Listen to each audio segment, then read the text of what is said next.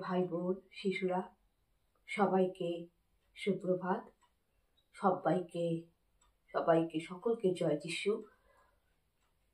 আপনারা সবাই ঈশ্বরের কৃপায় আশা করি আপনারা ভালো আছেন, ভালো থাকবেন, এই প্রার্থনা করি। আজকে আমি যে বিষয়ে বলতে এসেছি, যে বিষয়ে আমি প্রার্থনা করব, যে বিষয়ে আমি আপনাদের বার্তা দিব, সেটা হচ্ছে আমাদের দৈনন্দিন জীবনে লাইফস্টাইল। দৈনন্দিন জীবনে লাইফস্টাইল, সারা জীবনে বা বাস্তবিক কিছু কথা আমি আপনাদের কাছে শেয়ার করব, যেটা অত্যন্ত বাস্তব আর যেটা একদম আমাদের গীতা, বাইবেল, আমাদের পবিত্র ধর্মের মতে যে সঠিক চিরন্তন যে সত্য কথা, সেটা আমি আপনাদের বলবো। আর আমি আপনাদের বলবো কিভাবে সুস্থ থাকা যায়, শুধু শারীরিক দিক থেকে নয়, মানসিক দিক থেকে কিভাবে সুস্থ থাকা যায়, শারীরিক দিক থেকে সুস্থ থাকা যায় এবং সৌন্দর্য একটা টিপস, এটা নিয়ে আমি আপনাদের কাছে আলোচনা করব। প্রথমে আমি বলছি কিভাবে সুস্থ থাকা যায়, শারীরিক দিক থেকে হোক অথবা মানসিক দিক থেকে হোক, কিভাবে সুস্থ থাকা যায়। সুস্থ থাকতে আপনারা দেখবেন যে যখন আপনারা কোনো ডাক্তারের কাছে যান, কোনো বৈদ্যি, কবিরাজি, অনেকে হয়তো হোমিওপ্যাথি ব্যবহার করে, কেউ কেউ আয়ুর্বেদিক ব্যবহার করে, কেউ কেউ পতঞ্জলির ওষুধ ব্যবহার করে, কেউ কেউ কবিরাজি ব্যবহার করে। তো আপনারা যে যে ওষুধ খান, যেটা আপনারা ব্যবহার করেন, সবার আগে দেখবেন যে সবাই কিন্তু, প্রত্যেকটা ডাক্তার, কবিরাজি, আয়ুর্বেদিক ডাক্তার সবাই বলবে যে 1 নম্বর হচ্ছে ঘুম, বিশ্রাম। আমাদের মানুষের শরীরে ঘুমের দরকার 6 থেকে 8 ঘন্টা। এটা আমাদের প্রাপ্তবয়স্কদের জন্য, মানে 20 বছর হয়ে গেলে, 20 থেকে শুরু করে 60 বছর বয়সী, মানে আমাদের 20 থেকে শুরু করে 60 বছর বয়সী মানুষের স্বাভাবিক ঘুম বিশ্রামের মাত্রা হচ্ছে 6 থেকে 8 ঘন্টা। একটু যদি বেশি হয় 9 ঘন্টা। আপনি 8 ঘন্টা ঘুমান, 9 ঘন্টা ঘুমান। আর 18-র নিচে যারা আছে তাদের 10-12 ঘন্টা। বাচ্চাদের, একদম শিশুদের কিন্তু 20 ঘন্টা, 18 ঘন্টা ঘুমানো উচিত শিশুদের জন্য। আর 60-এর উপরে উঠে গেলে তাদের 6 ঘন্টা। এক একটা লেভেলের, এক একটা বয়সের মানুষের, তাদের বয়স অনুযায়ী ঘুমের পরিমাণ এত। এবারে আপনি যদি, আপনার বয়স যদি 25 বা 30 অথবা 50 হয়, এবার আপনি মনে করলেন আপনি রাত্রিবেলায়, ধরুন আপনি 11টার সময় ঘুমালেন, কিন্তু ফট করে আপনি যদি 11টায় ঘুমিয়ে আপনি 2টার সময় আপনার ঘুমটা ভেঙে গেল, তাহলে আপনার কাঁচা ঘুমটা ভেঙে যাচ্ছে, আপনার কাঁচা ঘুমটা কিন্তু ভেঙে যাচ্ছে। অথবা আপনি বেলা করে ঘুমাচ্ছেন, আপনি সারা রাত জাগছেন। অনেক মানুষ আছে যারা প্রচুর রাত জাগে, হয়তো তারা 2টায় ঘুমায় অথবা 1টায় ঘুমায়। এবার আপনি 1টায় 2টায় ঘুমিয়ে যদি আপনি ভোরবেলায় উঠে পড়েন 6টা 5টায়, তাহলে কিন্তু আপনার ঘুমের ক্ষতি হচ্ছে। মানে আপনার 6 থেকে 8 ঘন্টা বা 9 ঘন্টা যে স্বাভাবিক ঘুমটা, কিন্তু সেটা কমপ্লিট হচ্ছে না।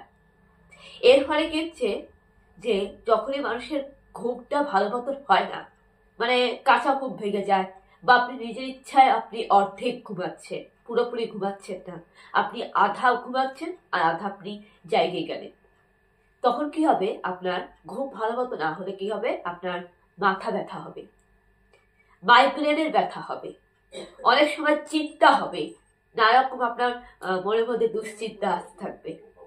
আবার যখন কোনো ব্যক্তি দুশ্চিন্তা করে, নেগেটিভ চিন্তা করে, তখন তার ঘুমের ব্যাঘাত ঘটে। কারণ দুশ্চিন্তা, নেগেটিভ চিন্তা করলে ব্রেনের ক্ষতি হয়, মানে স্নায়ুতন্ত্রের ক্ষতি হয়। এর ফলে কি হয়, সে ব্যক্তি রাতে ভালো করে ঘুমাতে পারে না। ওই জন্য প্রথমে আপনাকে চিন্তা ছাড়তে হবে, কোনো দুশ্চিন্তা আপনি করবেন না, আর আপনাকে ঘুমোতে হবে।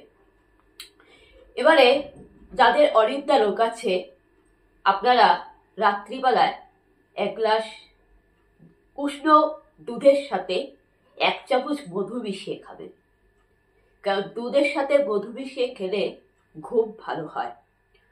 দুধের সাথে মধু মিশিয়ে খাবেন, দুধ খাবেন রাত্রিবেলায়, আমন্ড খাবেন, আমন্ড কাঠবাদাম, ওটাকে থেতা করে দুধের মধ্যে মিশিয়ে খাবেন, এতে ঘুম আপনার ভালো হবে।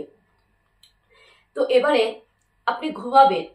এবার আপনি যখন ঘুম থেকে উঠলেন, অনেক মানুষ আছে, মানে অনেকে আছে মানে যাদের রাত্রিবেলায় ওয়াশরুমে যেতে হয়, রাত্রিবেলায় ওয়াশরুমে যেতে হয়। হঠাৎ করে কি করে মানুষ, আমরা কি করি, ধপ করে উঠে পড়ি, মানে বিছানা থেকে ধপ করে আমরা উঠে পড়ি, আর বাথরুমে যেতেই আমাদের কি হয়, ব্রেন স্ট্রোক হয় বা মারা যায়। অনেক বেশিরভাগ ব্যক্তি কিন্তু বাথরুমেই মারা যায়, আর ঘুমটা কাঁচা ঘুম ভেঙে গেলেও মারা যায়। কেননা মানুষের দেহের ঘুমের পরিমাণ মানে স্বাভাবিক, মানে যাদের বয়স 20 থেকে 60, তাদের ঘুমের পরিমাণ হচ্ছে 6 থেকে 8 ঘন্টা, একটু বেশি হলে 9 ঘন্টা। এই যে 8 ঘন্টা যে ঘুম, সে মানুষটা 4 ঘন্টা ঘুমাইলো, রাত্রিবেলায় 4 ঘন্টা ঘুমাইলো।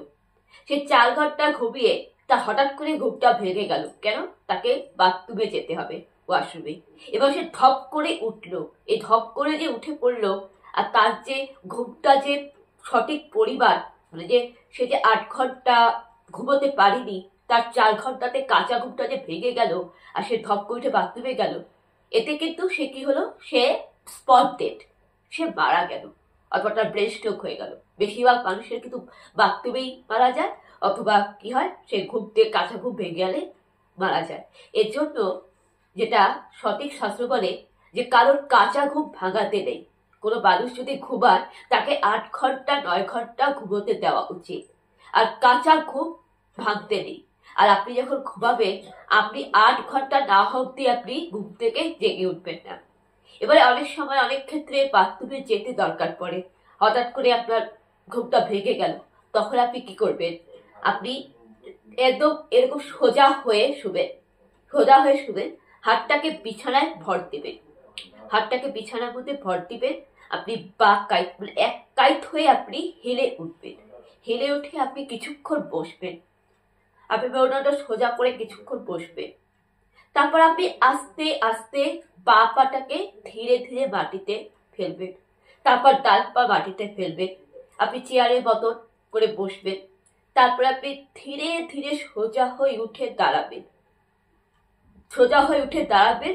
তারপর আপনি 1 গ্লাস জল খাবেন, জল খেয়ে আপনি বাথরুমে যাবেন। তারপর আপনি ধীরে ধীরে বিছানায় উঠবেন, উঠে আপনি ঘুমিয়ে পড়বেন। কিন্তু অনেকের ক্ষেত্রে হয় না, যাদের সুগার আছে তাদের হয় না। অনেক সময় দেখা যায় যে তাদের জামা কাপড়ই তাদের মানে ভাসে গেল, তো সুগার রোগীদের ক্ষেত্রে একটু অসুবিধা হয়। কিন্তু চেষ্টা করবেন, আর চেষ্টা করবেন রাত্রিবেলায় যখন ঘুমোতে যাবে, তখন আপনি ওয়াশরুম থেকে এসে আপনি জলপান করবেন না। কেন, আপনি যখন ওয়াশরুমে যাচ্ছেন, শাস্ত্রে বলে ঘুমোতে যাওয়ার আগে, বিছানায় উঠার আগে ওয়াশরুমে যেতে হয়। তো আপনি যখন ওয়াশরুম থেকে আসবেন, আপনি জলপান করবেন না। তার কারণ আপনি যদি জলপান করে ঘুমান, তাহলে মাঝরাত্রে আপনার কাঁচা ঘুমটা ভেঙে যাবে, আর আপনি ধপ করে উঠে ওয়াশরুমে যাবেন, সেটা উচিত না। কারণ কাঁচা ঘুম ভেঙে যাওয়া আর ধপ করে উঠে তাড়াতাড়ি করে উঠে বা ওয়াশরুমে যাওয়া রাত্রিবেলায় মানুষের কিন্তু ক্ষতি হয়, এটা মাথায় রাখবেন। তো আপনি ঘুমের দরকার, আপনি 8-9 ঘন্টা ঘুমাবেন। দ্বিতীয় নম্বরটা, ডাক্তাররা বলবেন জল পান করতে, প্রচুর পরিমাণে জল পান করতে। দেখবেন যারা মেকআপ আর্টিস্টরাও বলবে, যারা মুখে মেকআপ টেকআপ করে, যারা ফেসিয়াল করে, তারাও কিন্তু বলবে যে 1 গ্লাস জল খেতে। স্কিন ত্বক ভালো রাখতেও কিন্তু জল খেতে বলে। চুল পড়া বন্ধ করতেও জল খেতে বলে। মানে জল হচ্ছে জীবন, জলের অপর নাম হচ্ছে জীবন, আপনাকে জল পান করতেই হবে। তৃতীয় হচ্ছে আপনাকে নেগেটিভ চিন্তা দূর করতে হবে, নেগেটিভ চিন্তা দূর করতে হবে। চতুর্থ হচ্ছে পরিষ্কার পরিচ্ছন্নতা, সবকিছু পরিষ্কার পরিচ্ছন্নতা। কেননা আজকাল বেশিরভাগ মানুষের অ্যালার্জির সমস্যা হয়। অ্যালার্জি অনেক রকমের হয়, একটা ডাস্ট অ্যালার্জি, পলিউশনের অ্যালার্জি, ধুলাবালির থেকে, নানা রকম দূষণের থেকে অ্যালার্জি, কাপড়ের অ্যালার্জি, ফুড অ্যালার্জি, যেমন অনেকের ডিমে অ্যালার্জি, মাছে অ্যালার্জি, বেগুনে অ্যালার্জি, পেঁয়াজ রসুন ইত্যাদি খাবারের অ্যালার্জি, কীট পতঙ্গ, পোকামাকড়, মশা মাছির থেকে অ্যালার্জি। প্রত্যেকটা অ্যালার্জির হাত থেকে বাঁচতে গেলে আপনাকে পরিষ্কার পরিচ্ছন্ন থাকতে হবে। শীতকাল বলে কোনো কথা নেই, গরমকালে আপনি 10 বার 5 বার স্নান করেন, শীতকালে আপনাকে 2 বার করে স্নান করতে হবে। হ্যাঁ, যাদের ঠান্ডা লাগার সমস্যা আছে আপনারা গরম জলে স্নান করবেন, কারণ শীতকালে গরম জলে স্নান করবেন। সেই গরম জলে আপনারা স্নান করলে জামা কাপড় দিনে 3 বার চেঞ্জ করবেন। আর যদি 3 বার চেঞ্জ করতে না পারেন, সকালে ঘুম থেকে উঠে আর বিকাল বেলায়। আর ঠান্ডা লাগার যাদের সমস্যা, অ্যালার্জির সমস্যা, আপনারা সকাল 8টার সময় স্নানে যাবেন। সকাল 8টার সময় গরম জলে স্নান করলেন, আপনাদের বাসি নোংরা কাপড় ছেড়ে পরিষ্কার জামা কাপড় পরলেন। আবার রাত্রিবেলায় রাত্রি 8টার সময় আপনারা আবার একটু হাত মুখ ধুয়ে বা পারলে একটু গরম জলে স্নান করলেন, 2 মগ আপনারা গায়ে ঢাললেন, স্নান করে আপনারা রাত্রিবেলায় জামা কাপড় ছাড়লেন। এভাবে দিনে 2 বার করে আপনারা জামা কাপড় চেঞ্জ করবেন। আর যখনই আপনারা কোনো কাগজ, খবরের কাগজ, প্লাস্টিক, পেপার, টাকা পয়সা, ঝাড়ু যাই ধরেন না কেন, আপনারা ডেটল দিয়ে হাত ধুবেন। কারণ ওই হাত দিয়ে আপনারা খেতে পারবেন না, কারণ আজকাল মানুষ থুতু দিয়ে টাকা গুনে, আর থুতুতে হচ্ছে সবচেয়ে ভাইরাস। আর পেপার, খবরের কাগজও দেখবেন এখন না করে। যখন আপনার বেঙ্গল সাফারিতে, শিলিগুড়ি বেঙ্গল সাফারিতে বেড়াতে যাবেন, আমরা গেছিলাম, আমরা দুটো ফ্যামিলি মিলে, আমরা পরিবার মিলে আমরা বেঙ্গল সাফারিতে বেড়াতে গেছিলাম। তখন আমরা প্লাস্টিকে কিছু খাবার দাবার, কুরকুরি, চিপস, বিস্কুট নিয়ে গেছিলাম। ওরা তখন কি করলো, ওদের কাছে একটা ব্রাউন পেপার ছিল, একটা বাঁশের মতো পেপার ছিল, ওই ব্রাউন পেপার ওরা খাবারটা দিল, আর ওই প্যাকেট প্লাস্টিকগুলো ডাস্টবিনে ফেলে দিল। তার কারণ এই প্যাকেট, প্লাস্টিক, খবরের কাগজ এগুলো পরিবেশ দূষণ ঘটায়। তো আপনারা চেষ্টা করবেন, যখন আপনারা খবরের কাগজ পড়বেন, আপনারা প্লাস্টিক কোনো ব্যবহার করবেন, সবশেষে আপনার ডেটল হ্যান্ড ওয়াশ দিয়ে আপনারা হাত ধুবেন, বা সাবান, যে সাবান ইউজ করো সেটা দিয়ে হাত ধুবেন, ভালো করে হাত ধুবেন। আর রান্না করতে গেলেও কিন্তু আপনাকে পরিষ্কার পরিচ্ছন্নতা বজায় রাখতে হবে। শুধু খাওয়ার সময় যে শুধু আপনি হাত ধুয়ে খাবেন সেটা নয়, আপনি যদি নোংরা হাতে রান্না করেন তো রান্নার মধ্যে কিন্তু বিষটা চলে যাচ্ছে। তাই যে রাঁধুনি তাকে সবার আগে হাত ধুতে হবে। আপনি যে বাসনে রান্না করবেন সেই বাসনটা আপনাকে ভালো করে ধুতে হবে। বলা যায় না, রাত্রিবেলায় আমরা সবাই ঘুমিয়ে পড়ি, রান্নাঘরের বাসনে কখন টিকটিকি, আরশোলা, পোকামাকড় উপর দিয়ে গেল কিনা। তাই ভালো করে বাসনটা উষ্ণ গরম জলে ভালো করে ধুয়ে নেবেন। ধুয়ে আপনি ভালো মতন রান্না করবেন পরিষ্কার হাতে। তারপর যখন পরিবেশন করবেন, যে পাত্রে, যে থালায় বা যে বাটিতে আপনি খাবেন সেটাও ধুবেন, আর হাত ধুয়ে খাবেন। এটা হচ্ছে পরিষ্কার পরিচ্ছন্নতা।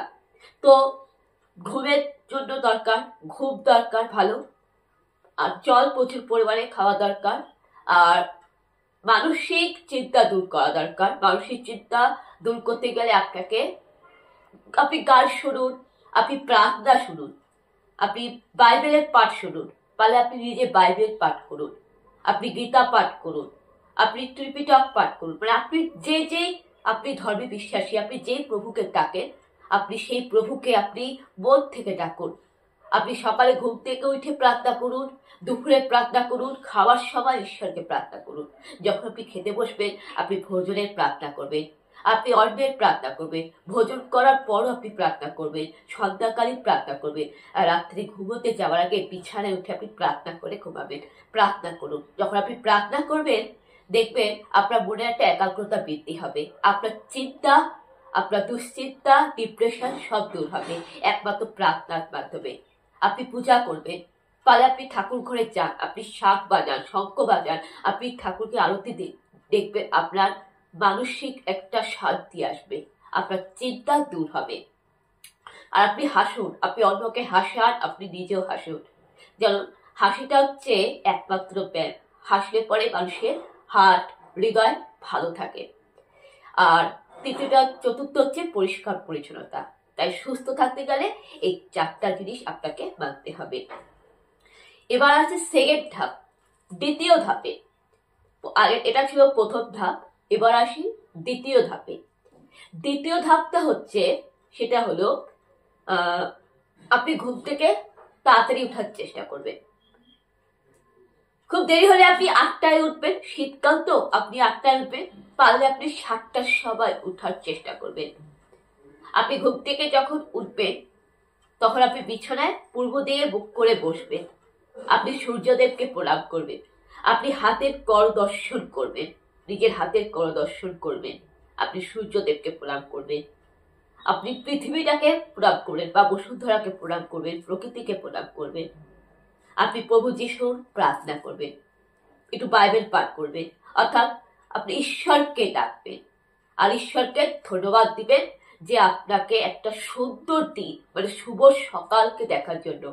আপনি সবার আগে ঈশ্বরকে গুড মর্নিং বলবেন, প্রভু যিশুকে গুড মর্নিং বলবেন, আপনি আপনার কৃষ্ণকে, রাধা কৃষ্ণকে, শিবকে, আপনার লক্ষ্মীনারায়ণকে, আপনি যে ঠাকুরকে বিশ্বাস করেন তাকে আপনি সবার আগে গুড মর্নিং বলবেন, তাকে স্মরণ করবেন সবার আগে। তারপরে আপনি দাঁত মাজলেন, আপনি সকালে স্নান করলেন, আপনি ওয়াশরুমে গেলেন, এসে আপনি ঠাকুরকে একটু আরাধনা করে আপনি মাতা পিতাকে স্মরণ করবেন, মাতা পিতাকে স্মরণ করবেন। তারপর আপনি আপনার কাজে লেগে পড়বেন, এই 3টা কাজ করবেন।